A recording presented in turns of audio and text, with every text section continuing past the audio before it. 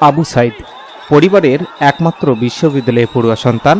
বাবা মায়ের নিজের ইচ্ছায় 9 ভাই বোনের মধ্যে লেখাপড়া চালিয়ে গেছেন তিনি।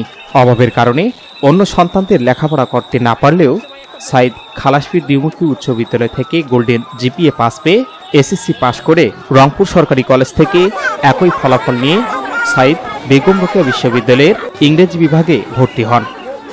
আজ মঙ্গলবার দুপুরে রংপুর বেগম রোকেয়া বিশ্ববিদ্যালয়ে চলমান কোটা বিরোধী আন্দোলনে পুলিশের সাথে সংঘর্ষে নিহত হন তিনি।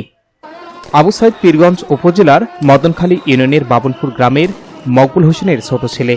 জানা গেছে, দুপুরে বিরোধীর কোটা আন্দোলনকারী শিক্ষার্থীরা মিছিল নিয়ে শহরের লালবাগ এলাকা থেকে ক্যাম্পাসের দিকে যায়। এরপর ক্যাম্পাসে প্রবেশের চেষ্টা করলে পুলিশ তাদের বাধা দেয়। এক পর্যায়ে পুলিশের সঙ্গে তাদের সংঘর্ষ বাধে। তখন পুলিশ শিক্ষার্থীদের লক্ষ্য করে রাবার বুলেট ছোড়ে। এ সংঘর্ষে তিনি নিহত হন। তার এ মৃত্যুতে এলাকায় শোকে আচ্ছন্ন হয়েছে।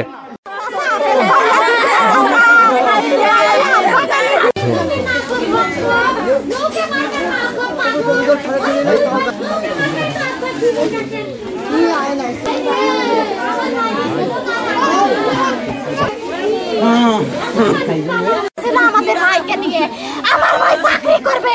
আমি সেদিন কথা বলছিলাম, ভাই গ্রামে অনেক শুনে বিজনেস করে, ভাই তোরা করেন তো ভাই। ভাই